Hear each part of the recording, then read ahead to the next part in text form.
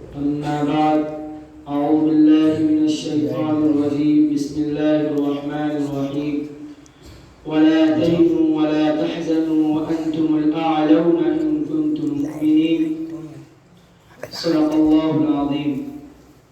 قال النبي صلى الله عليه وسلم عن أبي هريرة رضي الله عنه أن رسول الله صلى الله عليه وسلم كل أمتي يدخلون الجنة إلا من أبى. قالوا يا رسول الله ومن أبى؟ قال من أطاعني دخل الجنة ومن عصاني فقد أبى، أو كما قال عليه الصلاة والسلام. میرے محترم بزرگوں اور دوستوں اور عزیز طلباء اور مہمان کرام، السلام علیکم ورحمۃ اللہ وبرکاتہ. سب سے پہلے تو میں ادباً گزارش کروں گا کہ جہاں تک میری آواز پہنچ رہی ہے ان سے گزارش ہے کہ مسجد میں آ کے بیٹھ جائیں.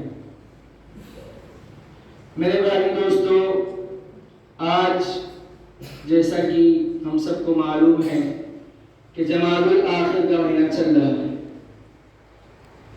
انگریز کے حساب سے، شمس کے حساب سے، سورج کے حساب سے تو نیا سال ہے، لیکن اسلامی اعتبار سے، شریعت کے اعتبار سے یہ جمادی الاخر کا مہینہ ہے. اس مہینے کے اندر آپ صلی اللہ علیہ وسلم اور صحابہ کرام رضوان اللہ تعالی علیہم اجمعین کو کس طریقے سے تکلیف اٹھانی پڑی، کتنی مصیبتیں جھیلنی پڑی، اس کے تعلق آپ کے سامنے کچھ عرض کرنا ہے. میرے بھائی دوستو، سب سے پہلی بات تو یہ ہے کہ ہم خاندانی مسلمان ہیں. ہم مسلمان کے گھر میں پیدا ہوئے، ہمارے ماں باپ مسلمان، ہمارے دادی دادا مسلمان، ہمارا خاندان مسلمانوں کا ہے. لیکن صحابہ کرام رضوان اللہ تعالی علیہ اجمعین کا ایمان اور ان کا مسلمان بننا پیدائش کے بعد ہوش و حواس میں ایمان کو قبول کیا. جب کوئی شخص ایک کام کو چھوڑ کر دوسرے کام کو شروع کرتا ہے تو اس میں بڑی تکلیفیں اٹھانی پڑتی ہے. اسی اعتبار سے صحابہ کرام رضوان اللہ تعالی علیہم اجمعین پر، خود پیارے آقا صلی اللہ علیہ وسلم پر کتنی مشقتیں، کتنی تکلیفیں ڈالی. اگر ان کو پڑھا جائے، ان کو سنا جائے تو ہمارے رونگٹے کھڑے ہو جائیں. ہمارے آنکھوں میں اگر ہمارے اندر ذرہ برابر بھی ایمان باقی ہوگا تو ہمارے آنکھ خشک نہیں رہ سکتی، ہمارے آنسو ضرور آئے گا. اس طریقے سے صحابہ کرام رضوان اللہ تعالی علیہ اجمعین کو ستایا گیا. خود پیارے آقا صلی اللہ علیہ وسلم فرماتے ہیں کہ جتنا مجھے ستایا گیا، جتنا مجھے ڈرایا گیا، جتنا مجھے ستایا گیا، جتنا مجھے ڈرایا گیا، کسی انبیاء کو، کسی بھی شخص کو اتنا نہ ستایا گیا، نہ ڈرایا گیا. خود سرکار دو جہاں ہیں جس کے صدقے میں اللہ تبارک و تعالیٰ نے زمین و آسمان کو بنایا، جس کے صدقے میں اللہ تبارک و تعالیٰ اس کائنات کے نظام کو چلایا، جس کے صدقے میں اللہ تبارک و تعالیٰ نے ہواؤں کو چلایا، جس کے صدقے میں آج ہم اور آپ یہاں پر بیٹھے ہیں، اس جیسی شخصیت فرما رہی ہے کہ جتنا مجھے ستایا گیا، جتنا مجھے ڈرایا گیا، جتنا مجھے راستے چلنے میں تکلیف دی گئی، جتنا مجھے گھروں میں رہنے میں تکلیف دی گئی، کسی انبیاء کو، کسی شخص کو اتنی تکلیف نہیں دی گئی. میرے بھائی دوستو، ہم کتابوں کا مطالعہ کریں، ہم اپنے اسلام کے ہسٹری کو سرچ کریں کہ اسلام ہم تک کس طریقے سے، کتنی محنت اور مشقت سے پہنچا ہے. میرے بھائی دوستو، یہ اسلام یوں ہی ہمارے ہاتھوں نہیں آ گیا، یہ اسلام یوں ہی ہم تک نہیں پہنچ گیا. اس کی محنتیں ہیں، بڑی مشقتیں ہیں، بڑی قربانیاں ہیں. خود پیارے آقا صلی اللہ علیہ وسلم فرماتے ہیں کہ جب تک مجھے نبوت نہ ملی تھی، جب تک میں نے نبوت کا اعلان نہیں کیا تھا، جب تک سارے مکہ والے، سارے مدینے والے، جتنے بھی لوگ تھے آپ کو امین مانتے تھے، آپ کو صادق مانتے تھے، آپ کو سچا مانتے تھے، آپ کے پاس امانت पास अपनी चीजों को, अपने पैसे को, अपने दिरहम को ला के रखते थे। इस तरीके से आप सल्लल्लाहु अलैहि वसल्लम का इखलाक और किरदार था कि सारे के मक्का वाले आपके पास अमानत ला के रखते थे। लेकिन जैसे ही प्यारे आका सल्लल्लाहु अलैहि वसल्लम ने लोगों को एक जगह जमा किया, लोगों को एक जगह इकट्ठा किया और ऐलान किया कि मुझे नबूवत मिल चुकी है और मैं एक ऐसे शख्स के, एक ऐसी वहदानियत के लिए, एक ऐसी अल्लाह की दावत देता हूँ इसके सिवा कोई माबूद नहीं। अगर आप सब लोग भी ला इलाहा इल्लल्लाह मुहम्मदुर रसूलुल्लाह सल्लल्लाहु अलैहि वसल्लम पढ़ लोगे तो कामयाब हो जाओगे, तुम्हारी जिंदगी बन जाएगी। उसमें सबसे पहले आवाज उठाने वाला, सबसे पहले आपके खिलाफ जाने वाला, सबसे पहले आपकी मुखालफत करने वाला खुद आपका सेवा चचा अबू लहब था। उसने कहा मैं तुम्हारी बात को नहीं मानता, नाउज़ बिल्लाह। उसने पत्थर से आप सल्लल्लाहु अलैहि वसल्लम पर वार किया। उसके बावजूद भी आप सल्लल्लाहु अलैहि वसल्लम पीछे न हटे, कुर्बानियां देते रहे, इस्लाम की दावत को पहुंचाते रहे, आम करते रहे।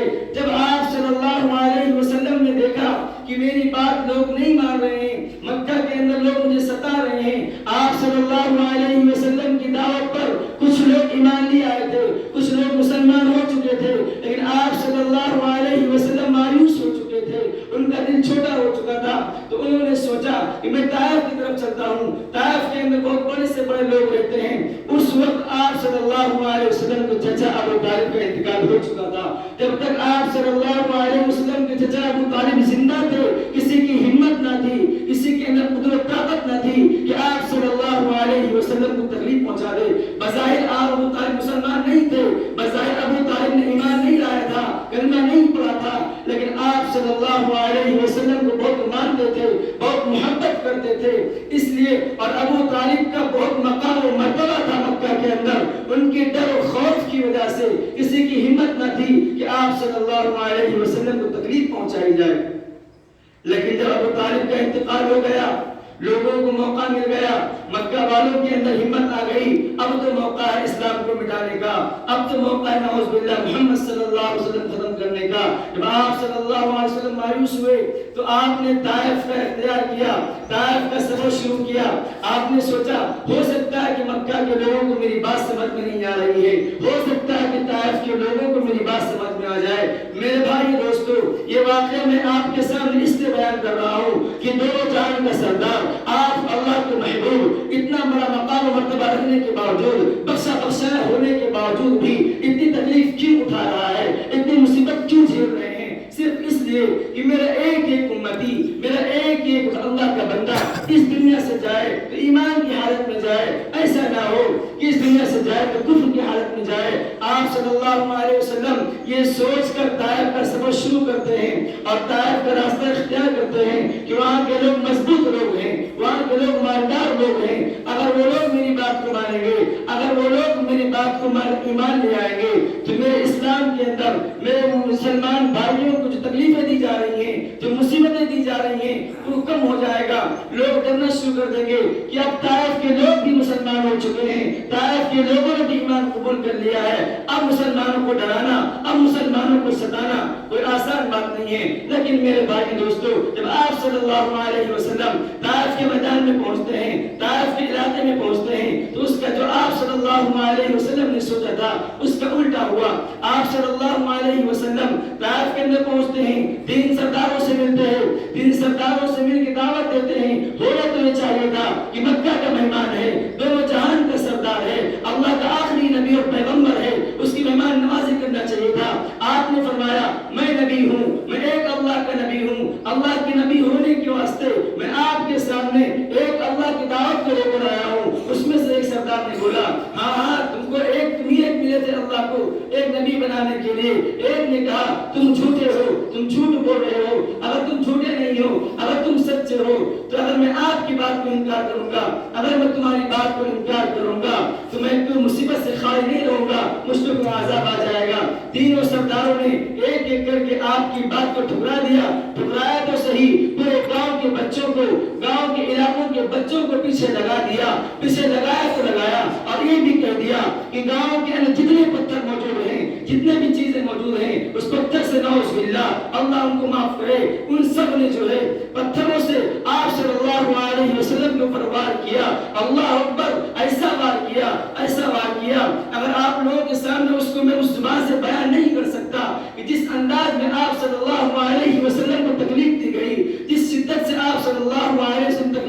برداشت کی، اتنا مارا گیا کہ آپ صلی اللہ علیہ وسلم کھلی مبارک پھٹ گئی، اور اس پھٹنے کی وجہ سے آپ صلی اللہ علیہ وسلم کی نالے مبارک، جوتے مبارک خون سے تر ہو گیا، خون سے بھر گیا۔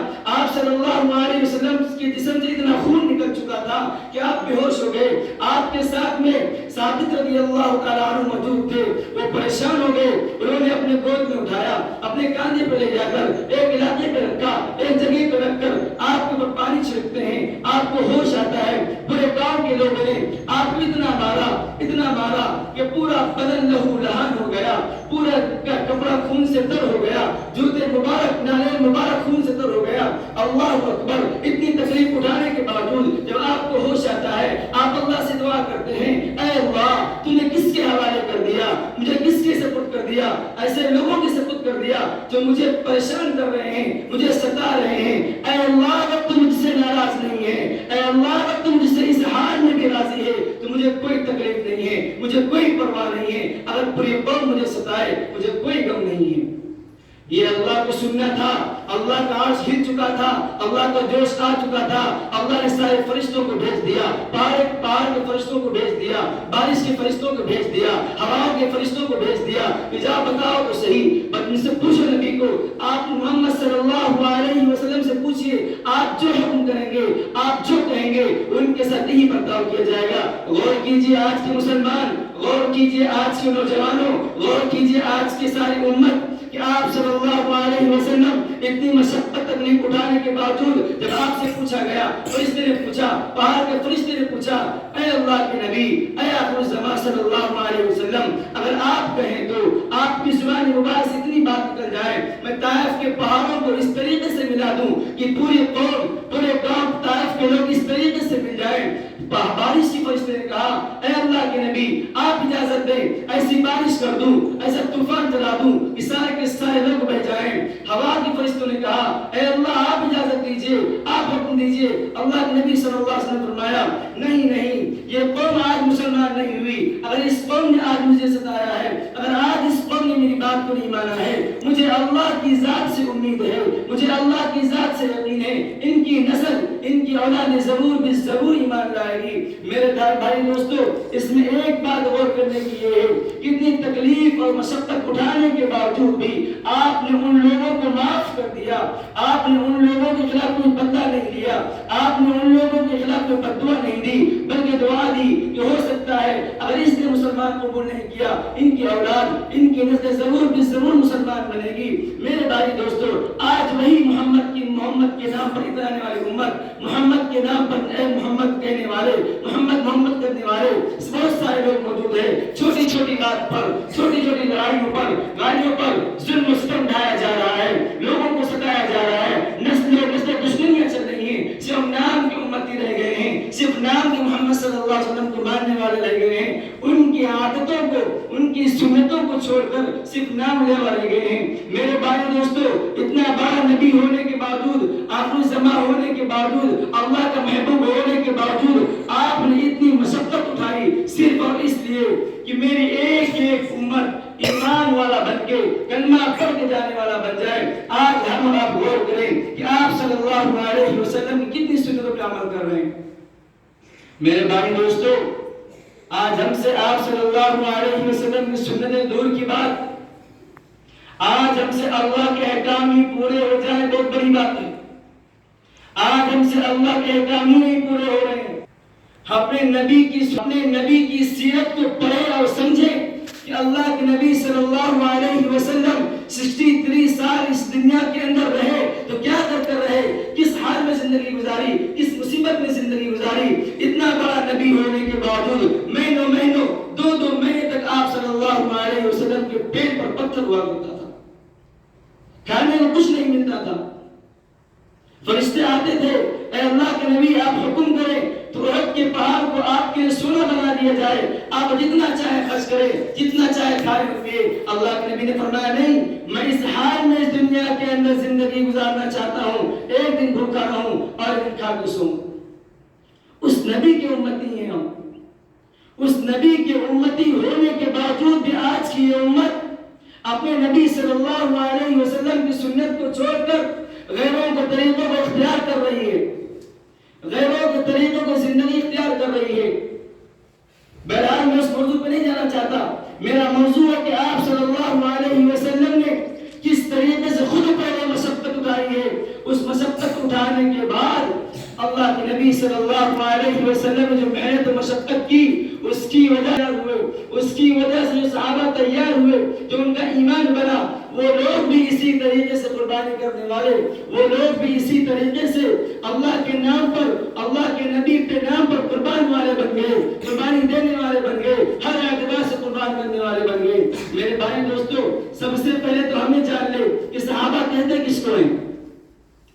میں نے سب سے پہلے آپ کے سامنے اللہ کے نبی صلی اللہ علیہ وسلم کا واقعہ اس لیے بیان کیا کہ خود آپ صلی اللہ علیہ وسلم نے پہلے کر کے دکھایا، پہلے خود قربانی پیش کی، پہلے خود اپنے آپ کو قربان کیا، اپنے جان و مال کو قربان کر دیا۔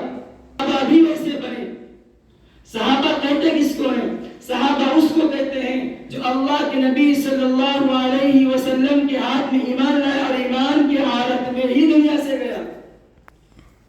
اگر کوئی ایمان لایا اور کسی وجہ سے مرتد ہو گیا تو وہ صحابہ نہیں ہے۔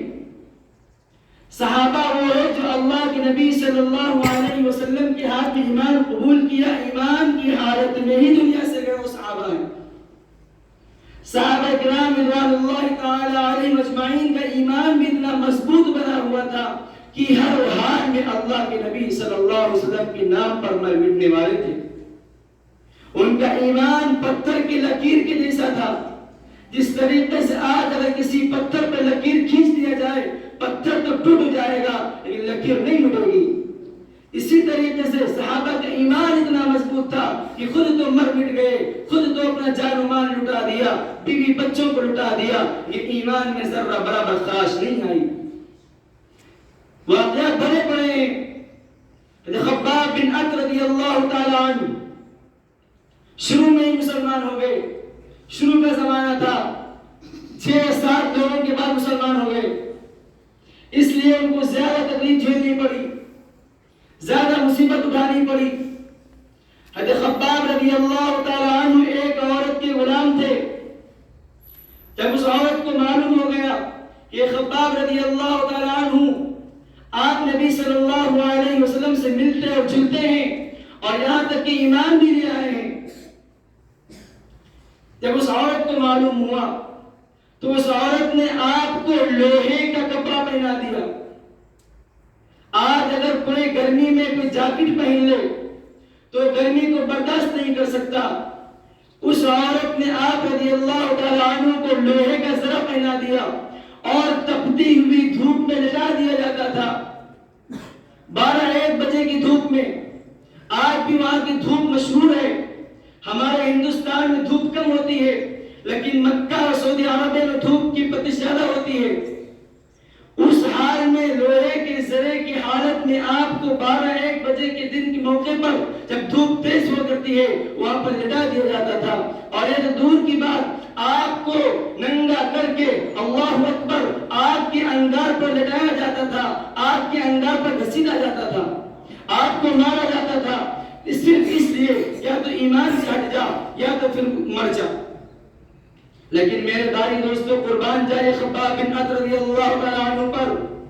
خباب بن ات رضی اللہ تعالیٰ عنہ فرمایا، اے عورت، تم میری جیسی لاکھوں جان قربان کر دے، مجھ پہ آگ لگا دے، مجھے دھوپ میں نہیں تو آگ میں جلا بھی دے گی تو میری زبان پر احد احد نکلے گا، ایک اللہ کی پکار نکلے گی، ایک اللہ کے نبی صلی اللہ علیہ وسلم کی سنت نکلے گی۔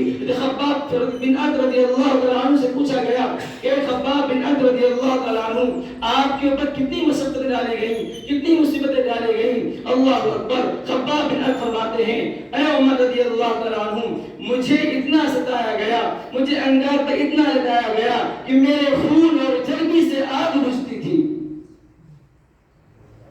میرے بھائی دوستو، ان حالات میں بھی، ان مصیبت میں بھی ان صحابیوں نے، ان اللہ کے نیک بندوں نے اپنے اللہ کے احکام کو، اپنے نبی صلی اللہ علیہ وسلم کی سنتوں کو نہیں چھوڑا۔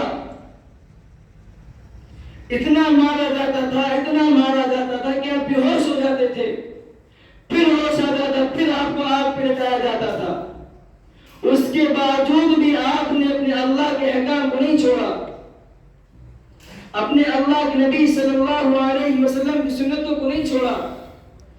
آج ہم چھوٹے چھوٹے بہانوں سے، شادی کے بہانے، دکان کے بہانے، تجارت کے بہانے، بیوی بچوں کے بہانے نمازوں کو ترک کر رہے ہیں، نمازوں کو چھوڑ رہے ہیں، اللہ کے احکام کو چھوڑ رہے ہیں۔ کل اگر یہی صحابی خباب بن ارت رضی اللہ تعالیٰ عنہ ہم جنت کے راستے پہ جا رہے ہوں گے اور آ کے ہمارا گلا پکڑ لیں گے کہ ہم نے تم تک ایمان کو پہنچانے کے لیے، ہم نے آپ تک کلمے کو پہنچانے کے لیے آپ پر لیٹے، لوہے کے زرے تک پہنے، آپ نے کیا قربانی دی، کیا جواب دیں گے ہم؟ کئی واقعات بڑے پڑے ہوئے ہیں، ایک واقعہ اور آپ کے سامنے بیان کر کے اپنی بات کو ختم کرتا ہوں۔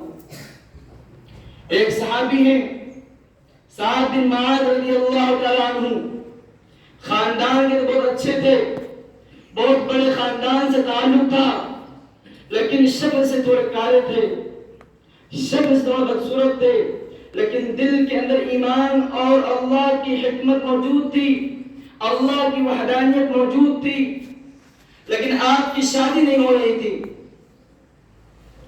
آپ کی شادی نہیں ہو رہی تھی۔ آپ صلی اللہ علیہ وسلم کی خدمت میں حاضر ہوئے، اے اللہ کے نبی صلی اللہ علیہ وسلم، میں ہر اعتبار سے ٹھیک ہوں، میرا خاندان بھی اچھا ہے، لیکن کوئی مجھے لڑکی دینے کو تیار نہیں ہے، کوئی مجھ سے شادی کرنے کو تیار نہیں ہے، میں کروں تو کیا کروں؟ اللہ کے نبی صلی اللہ علیہ وسلم نے اس محفل میں آواز لگائی، کیا کوئی عمرو بن وہب موجود ہے؟ آواز ہے کوئی موجود نہیں۔ اللہ کے نبی صلی اللہ علیہ وسلم نے فرمایا، جاؤ عمرو بن وہب سے کہو کہ اپنی بیٹی کی شادی مجھ سے کرائے۔ یہ دوڑتے ہوئے بھاگے، چلو میری شادی ہو جائے گی۔ اللہ کے نبی صلی اللہ علیہ وسلم کی بات کون ٹھکرائے گا؟ پھر ساتھ دوڑتے ہوئے بھاگتے ہوئے گئے، اب تو میری شادی ہونے والی ہے، اب تو میری شادی ہونے والی، بہت خوشی سے جھومتے ہوئے ان کے گھر پر گئے، آواز لگائی، اندر سے آواز ہے کون؟ کہا میں اللہ کے نبی صلی اللہ علیہ وسلم قاصد ہوں، غلام ہوں، ان کی بات کو لے کر آیا ہوں۔ کیا بات لے کر آیا ہوں؟ بات یہ لے کر آیا ہوں کہ اللہ کے نبی صلی اللہ علیہ وسلم نے فرمایا کہ اپنی بیٹی کی شادی مجھ سے کر دو۔ جب دروازہ کھولا تو دیکھا سعد بن معاذ، عمر بن وہب نے کہا اپنی بیٹی کی شادی تم سے، میں اپنی بیٹی کو آپ کی زندگی میں دے سکتا ہوں، لیکن میرے بھائی دوستو اس ماحول میں ان کے بچیوں کے اندر، ان کی اولادوں کے اندر بھی اللہ اس کے رسول کی عظمت موجود تھی۔ جیسے اس کے بچی جس سے شادی ہونا تھا، ان کے کان میں آواز پڑتی ہے کہ اللہ کے نبی صلی اللہ علیہ وسلم نے قاصد بھیجا ہے کہ اپنی بیٹی کی شادی مجھ سے کرا دو۔ یہ ہرگز نہیں ہو سکتا کہ اپنے اللہ کے نبی صلی اللہ علیہ وسلم کی بات کو ٹھکرایا جائے، ان کی عظمت کو، ان کی کہی ہوئی بات کو ٹھکرا دے، ہو نہیں سکتا۔ اس لڑکی نے کہا اے ابو جان، اے ابا جان، آپ پیچھے دوڑتے ہوئے جائیے، کہیں ایسا نہ ہو کہ اللہ کے نبی صلی اللہ علیہ وسلم ناراض ہو جائیں اور ہم پہ کوئی مصیبت آ جائے۔ عمر بن وہب سعد بن معاذ کے پیچھے دوڑتے ہوئے گئے، اللہ کے نبی صلی اللہ علیہ وسلم بیٹھے ہوئے تھے۔ آپ نے کہا اے عمر بن وہب، آپ نے میری بات کو ٹھکرا دیا، آپ نے میری بات کو انکار کر دیا۔ اور عمر بن وہب نے کہا نہیں اللہ کے نبی، تو سمجھنے میں بھول ہو گئی، ہم نے آپ کی بات کو انکار نہیں کیا، میں اپنے بچی کو ساتھ میں لے کر آیا ہوں، اس بچی کا نکاح آپ پڑھا دیجیے۔ سعد بن معاذ رضی اللہ تعالیٰ عنہ کے پاس کچھ بھی نہیں تھا، نکاح میں 400 درہم طے ہوا۔ 400 درہم آج کے اعتبار سے 70-80 لاکھ روپے ہو گئے۔ آپ کا مہر 400 درہم طے ہوا، اور اس وقت میں مہر بھی نقد ہوتا تھا۔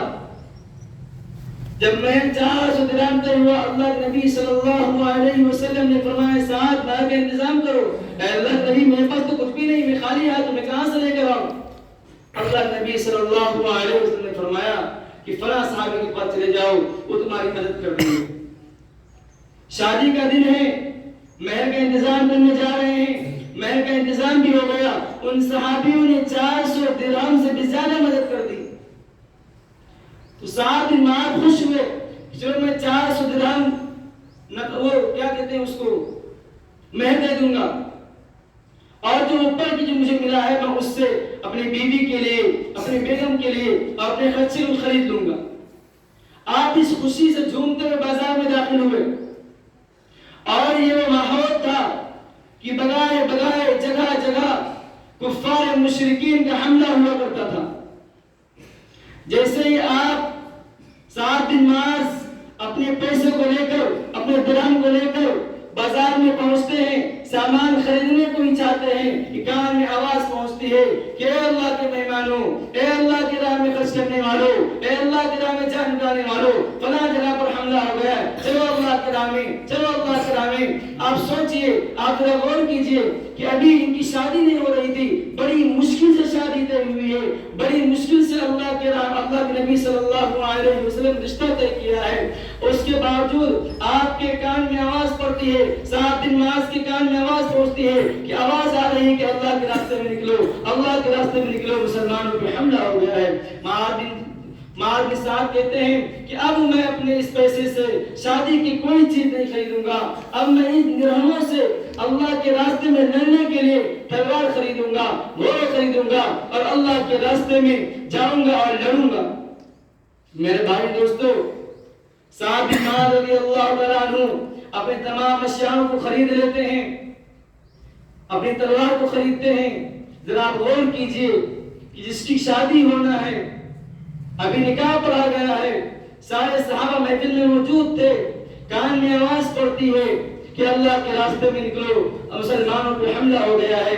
انہوں نے اپنی شادی کی ضروریات کو چھوڑ کر اللہ کے راستے میں نکلنے کے لیے، اللہ کے راستے میں لڑنے کے لیے تلوار خریدی اور گھوڑا خریدا اور منہ پہ کالی پٹی باندھی اور جنگ میں شریک ہو گئے۔ کسی کو خبر نہیں ہے، سب لوگ اس انتظار میں ہیں کہ سعد بن معاذ گئے ہیں درہم کا مہر کا انتظام کرنے کے لیے، ابھی واپس آ جائیں گے۔ لیکن جب وہاں پر پہنچتے ہیں، جنگ کے اندر شریک ہوتے ہیں، لڑائی شروع ہوتی ہے، اس میں کسی کو خبر نہیں ہے اس میں سعد بن معاذ کون ہے۔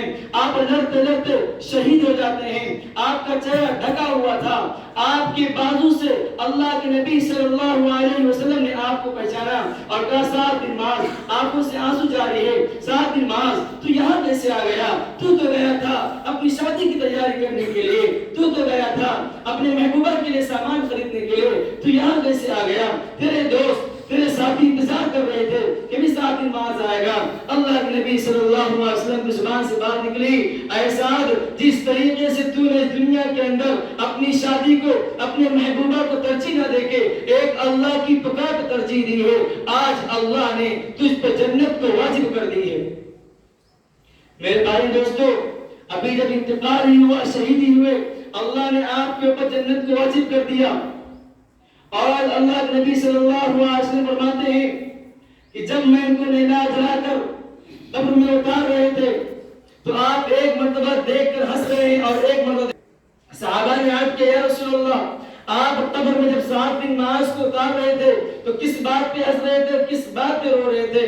اللہ کے نبی صلی اللہ علیہ وسلم نے فرمایا معاذ کی جدائی پہ رو رہا تھا اور ہنس اس لیے رہا تھا کہ جنت کی حوریں لڑ رہی ہیں کہ میں اس سے شادی کروں گی، میں اس سے شادی کروں گی۔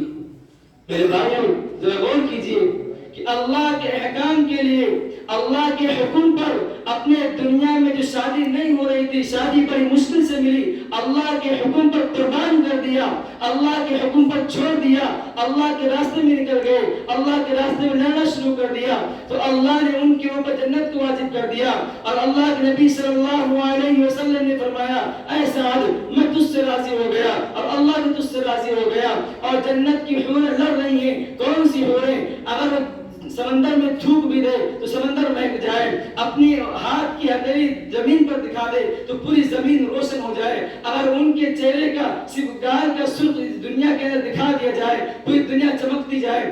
آج کی عورتوں میں کیا مجال ہے، لیکن میرے بھائی دوستو، اللہ تعالی جو حوروں کو بنایا ہے، جو اللہ نے حوروں کے اندر نعمت رکھی ہے، اللہ نے سعد بن معاذ کی قربانی کی وجہ سے اللہ نے ان حوروں کو ان کے پیچھے لگا دیا، حوریں لڑ رہی ہیں کہ میں شادی کروں گی، میں شادی کروں گی۔ اسی طریقے سے میرے بھائی دوستو، اگر آج ہم بھی اپنے اسباب کو، اپنے کاروبار کو، اپنے دنیا کی اشیاء کو چھوڑ کر اللہ کے احکام کو ترجیح دیں گے، اللہ کی راہ میں آئیں گے، اللہ کی راہ میں کا مطلب کیا ہے؟ نمازوں کو آئیں گے، قرآن کی تلاوت کریں گے، اللہ کے نبی صلی اللہ علیہ وسلم کی سنتوں پہ عمل کریں گے تو اللہ تعالی ہمارے کاموں کو بھی ایسا بنا دے گا، اللہ ہم سے بھی راضی ہو جائے گا۔ میرے بھائی دوستو، آج ہم مسلمانوں سے ایسی قربانی نہیں مانگی جا رہی ہے کہ اپنی جان کو لٹا دو کہ اپنے مال کو لٹا دو، ہم سے قربانی اتنی ہی ہو جائے کافی آتی ہے کہ اپنے اوقات کو نکال کر اپنے کاروبار سے، اپنے دکان سے، اپنے آفسوں سے، اپنی تجارتوں سے تھوڑا سا ٹائم نکال کر اللہ کے گھر میں آنے والے بن جائیں، اللہ کے سامنے جھکنے والے بن جائیں۔ اللہ تعالیٰ ہم سب کو کہنے سوئے عمل کی توفیق عطا فرمائے۔